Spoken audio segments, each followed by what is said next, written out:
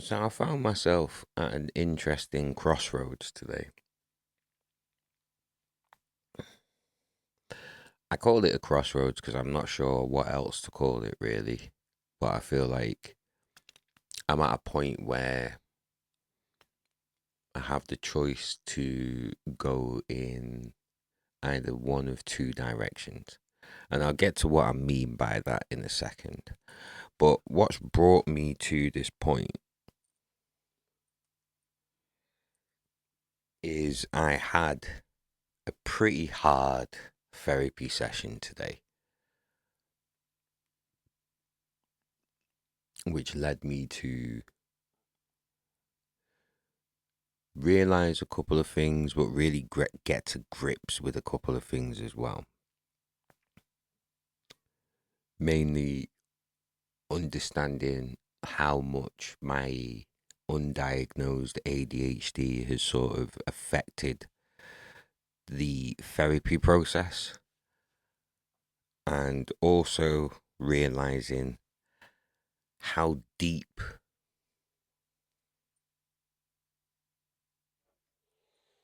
my anger issues go.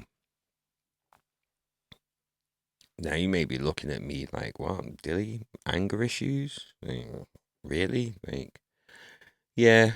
I feel like if we're really being honest with ourselves, I feel like a lot of us do have, you know, anger issues that we've not dealt with for whatever reason it may be. You know, things happen in your life, betrayal, broken hearts, losing friends, losing family members dying, friends dying, like all sorts of stuff, you know, being unhappy and angry at the way that things have turned out in your life. And this is something that I realized today has been a long running theme, which has ended up leading me to believe things about myself that I shouldn't. Reason why I say that is because I said to my therapist today that I'm scared. One, I'm scared of like actually delving deep into why I have these deep seated anger issues, but also that I was scared that I was gonna end up dying like my mum did. And this is with all the love and respect in the world to my mum, and it's not that I'm in competition with my mum in any way, shape, or form to lead a better life or anything like that. But my mum led a hard life, and she didn't really get to experience much. Do you know what I mean? She went through a lot. She experienced a whole lot, you know, that I believe no one person should experience in their lifetime.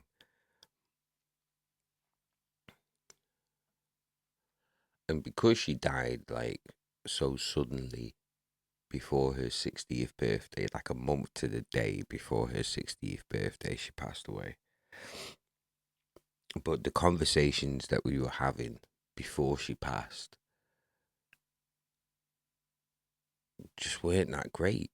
You know, she didn't have much faith in herself. She didn't have much faith that she'd led any kind of good life or anything like that. You know, it was almost as if she knew that her time was coming without even knowing that her time was coming, kind of thing. And I didn't want to end up dying in that same kind of position. But say about 15, 20 minutes ago, I realized that like that was a completely unfounded thing to say. And it was more out of hurt and grief of still not dealing with the fact that I'd lost my mum.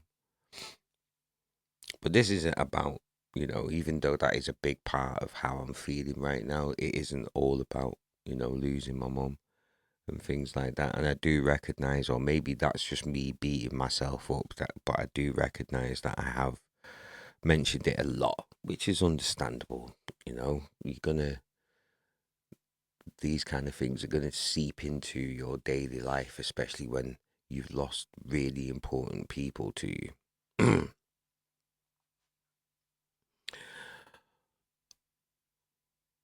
But what I want to talk about today is,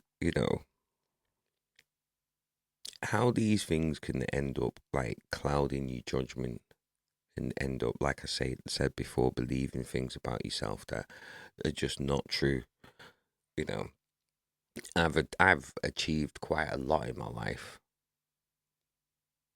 really and truly, as a musician, as a DJ, as a producer, as just somebody involved in the Manchester music scene.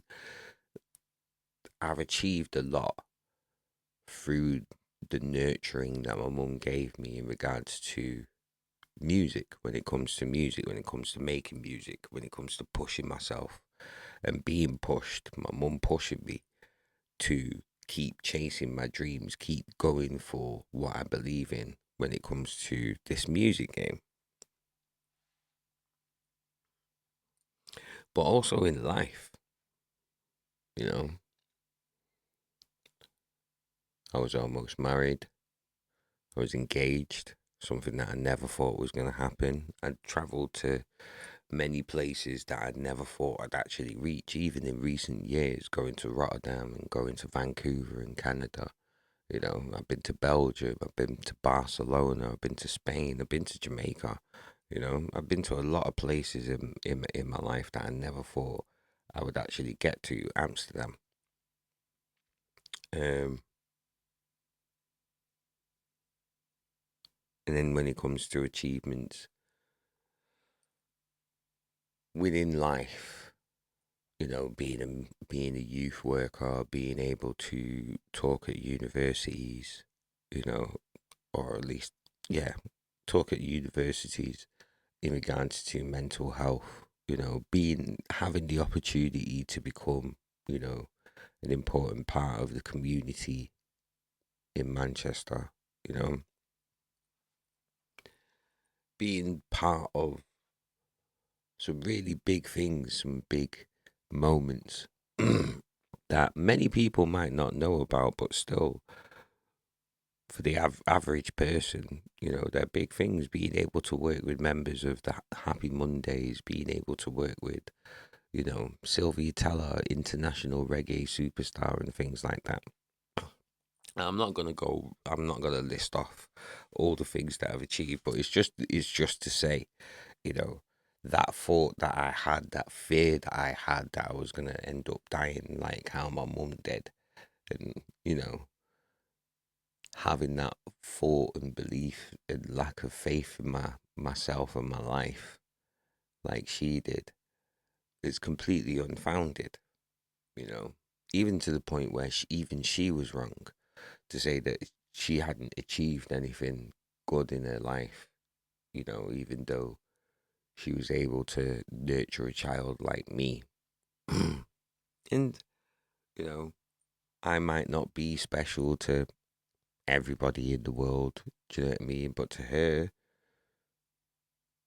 she did a great job. She did a great job.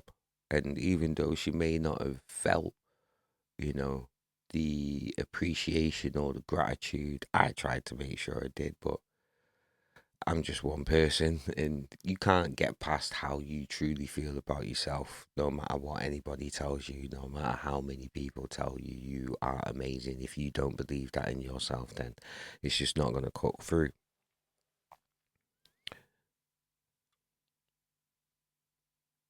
So when it comes to therapy and when it comes to mental health and trying to navigate that journey of better understanding yourself, better understanding your brain, and that a lot can get lost in the fog. I realized today that in the 15 years that I've been going to therapy or counseling, I've only really ever been able to sort of touch on the real reasons why I'm supposed to be going to therapy and counseling, which is my PTSD. But because I have undiagnosed ADHD, because I have crippling depression, like severe depression, because of the ongoing things that have just kept on, that have just kept on happening within my life. The path to be able to like get to the root causes of why I'm in the position of why I'm in the position that I'm in now. Just not been able to get there. Just not been able to get there. We've been trying to get to the point of really tackling like trauma based therapy 15 years. It started with CBT, it started with mindfulness and well-being. You know, I've touched on EMDR, which is trauma based. Do you know what I mean? A trauma based type therapy.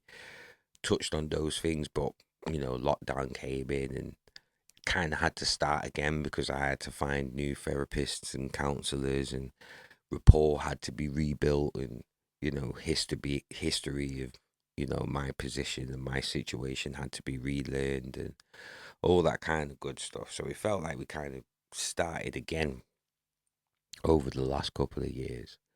But really looking back, there's only been a couple of times where we've actually been able to really touch on my complex PTSD. And it sort of redefined the journey that I'd been on. And that really, it made me really look back at like old videos that I'd done talking about my mental health at the time, talking about the situations that I was in at the time when I first started getting into counseling and therapy and things like that. And it puts a different spin on these kind of things, even to the point where for the last like sort of couple of years, I've been really adverse. I've been really against doing videos like this and putting myself out there to the world like that, even though I had history of it, doing some good and having some sort of positive engagement, you know, but because of like really bad like situations that I'd been in where people had manipulated things online, and I'm not trying to make myself out to be some sort of angel or someone's trying to paint a narrative around me or anything like that. Just random blow ups and situations that I found myself in involving social media and involving people trying to take things that I've done, videos that I've made in the past in regards to my mental health and twist them into things that they're not. So I was really against doing these kind of videos and putting myself out there again in this kind of way. But then it was almost like it's almost been like the last week has been a run of me seeing bits of content or signs or quotes that have kind of led me back to this point. Like the fact that you only ever really see people doing things like this when they're at the top, when they're in really great positions. That's when you see people talking about mental health and how you can get through it and this, that, and the third. And an interesting like little clip of like a short reel video that I saw was talking about when, you know, celebrities, idols, people you admire go through stuff, and the fact that, their fans and supporters don't like it when they're going through stuff because it makes them feel like they can't look up to them anymore. That really sat with me for a bit. That really hit home. Not in the sense that I agree with it, but it kind of reaffirmed a belief that I kind of have when it comes to things like this. I'd rather be following people on their journey of mental health that are on the same level or similar levels as me, I'd rather see people struggling for me to know that I'm not on my own, rather than rather than comparing myself to that person and being reminded of how different my life is compared to theirs, and how shit my life is compared to theirs. Because look at what they're doing. They're doing all these amazing things, and I'm not doing anything like that. So I've got to be more like them. Like, no. When in reality, when you peep behind the curtain and those same celebrities, idols, people you admire actually come out and say, yeah, no, I've been dealing with this. All this time that I've been putting on a brave face and a happy smile for everyone, I've been dealing with this. You don't know. People don't know. People don't understand. And I thought to myself, like, I'm not going to be one of them. I never wanted to be one of them in the first place. Not that I was in any kind of amazing position, or I'm any kind of big celebrity or anything like that, but I never wanted to be the person that's trying to give out all these positive quotes with no history of how I've gotten into the better position that I'm in. I wanted to be the person that takes people on the journey with me. And this is an important part of the journey.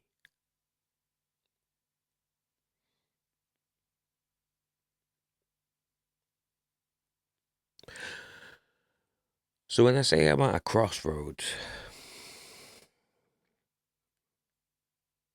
I'm at a point where I have to make a choice of what it is that is really important right now, and what it is that I really need to be focusing on.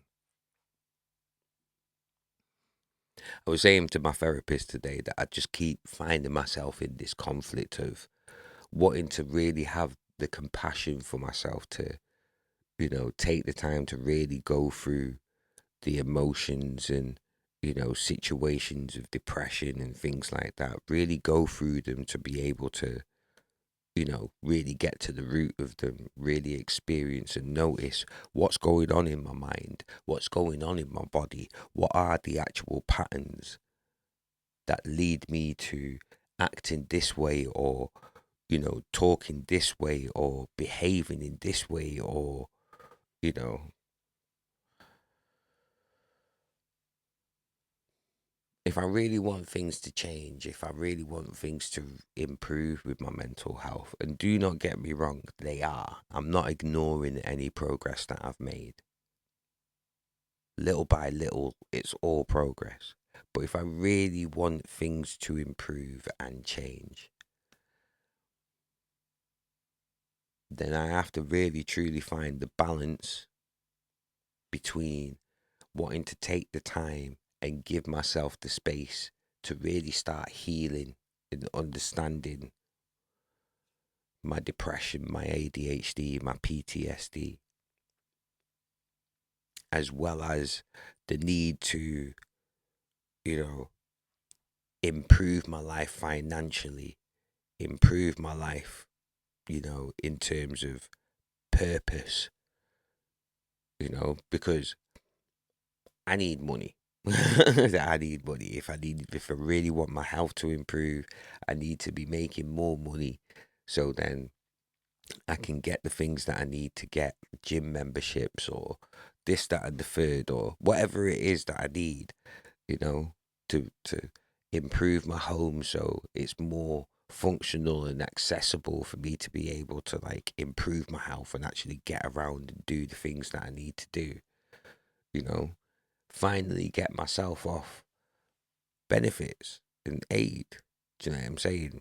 And shit. Not to say that I don't deserve to be here. I do. Like having 3, 4 prolapse discs in my back and severe mental health issues that mean that you clinically have been signed off and you can't clinically function within society normally, like holding down conventional, traditional jobs and things like that.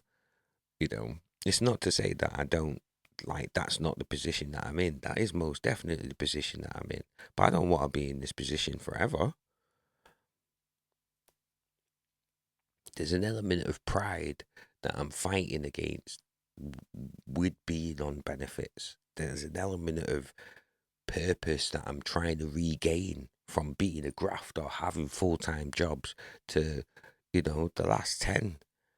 Do you know what I mean? The last 10, 15, no, yeah, 10 years. Yeah, the last 10 years of being out of work. And then I had to quit my last job in 2014. And because of my back and my, mental health issues, I've literally not been working for the last 10 years. And it's not to say that I've not been trying. Most definitely. I've been in supported housing, supported accommodation. I've had social workers, support workers, care coordinators. Do you know what I mean? Family liaison officers, this, that, and the third, psychiatrists. Do you know what I mean? Like counsellors, all sorts. I've been through the ringer the last 10 years. I've been through it. Every resource that has been available to me, I've taken it up. Every program that, they've wanted to put me on, I've been on it. All the meds, all the medication that they wanted to put me on, I've been on it. Antidepressants, antipsychotics, all of that stuff. Been on it, done it, done it. I don't want to be like this forever. I'm haunted by the life that I had before that, where I am working, I'm grafting. I've got a missus, I've got this, I've got that. I'm supporting myself, I'm earning. I'm being functional.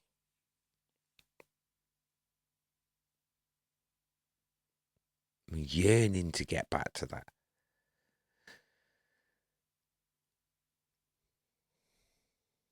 And it was like today, it was understanding why I'm not as close to that situation as I would like. It's because like I've had to work through and sift through so much before 2008. So much stuff had happened before 2008 when the incident happened, and that's where I developed the complex side of the PTSD, the most prominent side of the PTSD. I've had mild PTSD before that, but I didn't know until I spoke to my therapist. And that's it. It's been getting through all of those things before getting to the big thing. It's taken 10 years.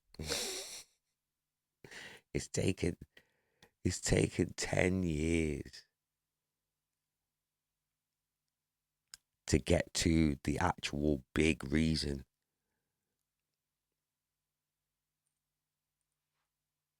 It's mad. It's mad.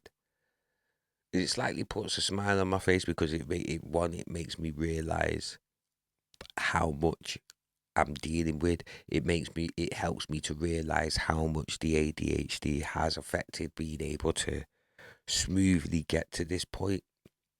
Having such a scatterbrain, and just everything is just so disjointed and that, and it's taken so long to be able to like put all of these pieces together just to get up to the point of 2008.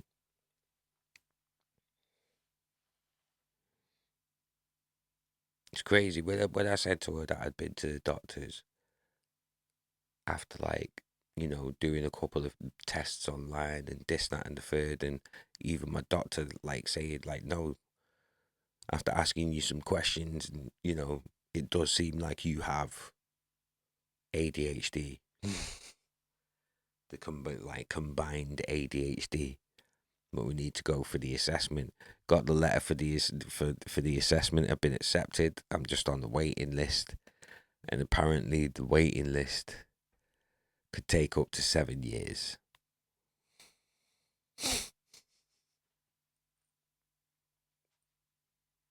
And I have to laugh because it's taken 30 years just to get to the point of realizing, oh, I might actually have PTSD. The fact that it's hereditary, opened my eyes massively to the fact that my mum had ADHD as well. Not I was said PTSD in the last sentence, but I meant ADHD. But yeah, my mum had ADHD as well. Most definitely. Most definitely. The amount of parallels between how my mum thinks and how I think, and why we could understand each other a whole lot more than other people around us, even though we just saw it as, an unspoken bond that we'd had since I was born.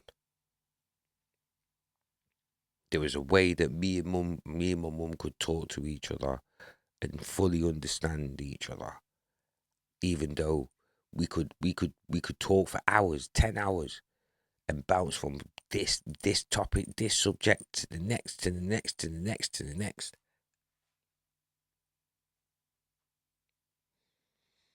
So many similarities when it came to like studying, when it came to like education, and how we would retain information, our styles of learning. So many similarities, sorry.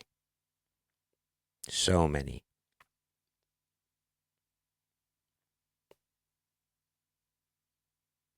I can truly say that, like, therapy has definitely saved my life. It's definitely given me a greater understanding of myself. It's helped me to give me a greater understanding of other people, even though it doesn't excuse them. It doesn't justify them. It's just an explanation, and which leads to a greater understanding.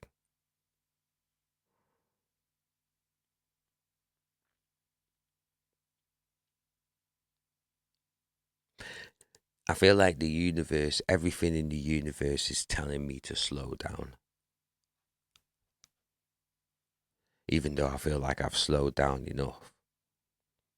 But maybe it's internally, mentally, I need to slow the fuck down. To be able to like really heal. It's like when I broke my ankle skateboarding, and my doctor said to me, like, well, the people at the hospital said to me, "Oh, you'll be right in 6 months." But then when I went to the physiotherapist, he was like, "No, if you really want your ankle to heal properly, chill out for 6 months." Did I say 6 weeks before? I hope I said that the people at the hospital said you'll be right, you'll be okay in 6 weeks. But my physiotherapist said 6 months. Relayed it back to my back.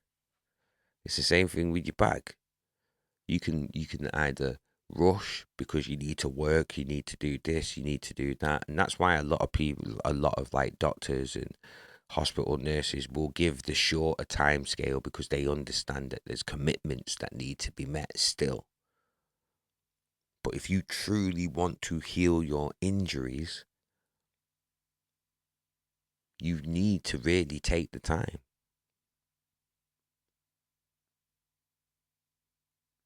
I'm glad I've inadvertently taken the time.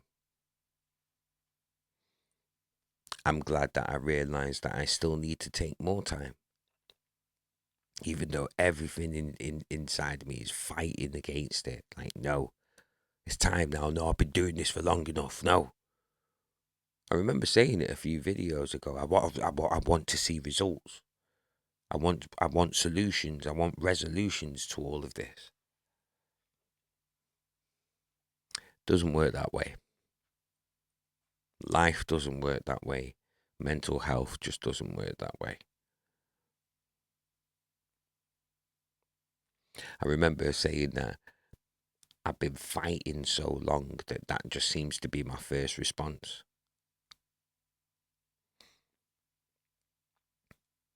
That just seems to be my first impulse. I don't like the space that I'm in. Cool. All right, cool.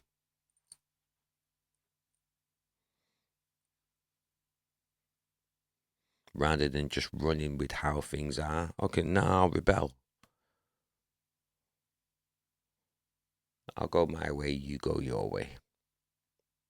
That's what I mean in terms of fight.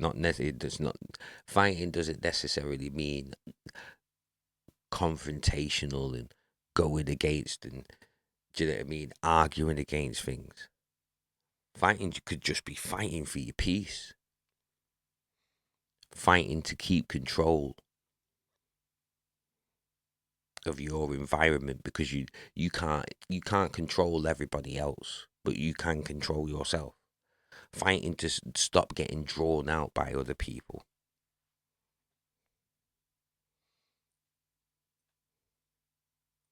Been fighting for so long that even when the right thing is staring at me in the face, I'm fighting it.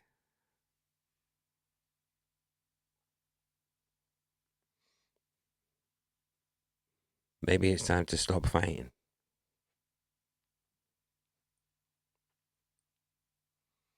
But in a good way. Maybe it's time to actually heal. Instead of having to constantly bandage myself up all the time from next cut, next bruise, next graze. Maybe it's time for me to actually get to the point where I can actually take the bandages off.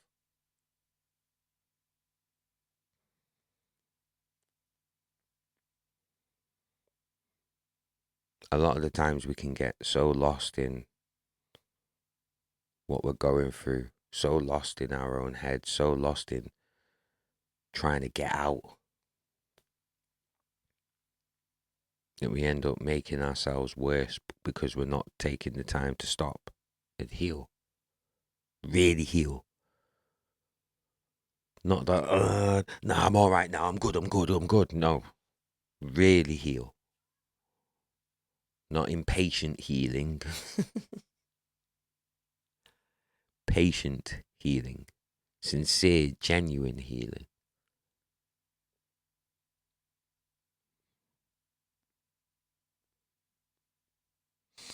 It's an interesting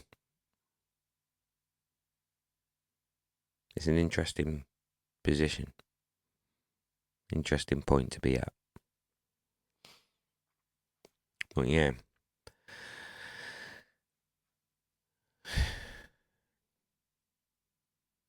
I'll be back with another update, say in a month or two or something like that. Or at least if there's something else that I need to sort of say, I might be back sooner than that. I do want to carry on doing these videos and making them more of a regular thing, like I said in the channel update.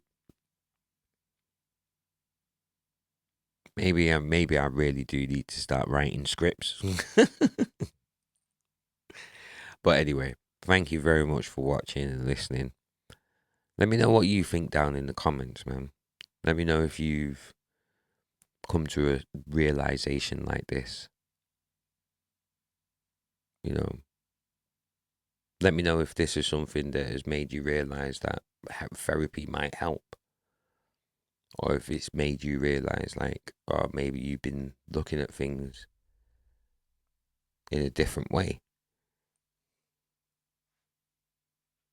Yeah, let me know what you think in the comments.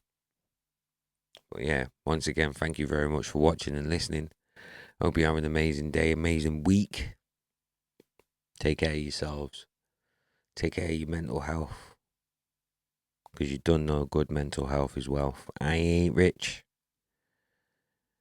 But I'm on that journey with you lot as well, trying to get to that wealth. So as always, blessings to you all.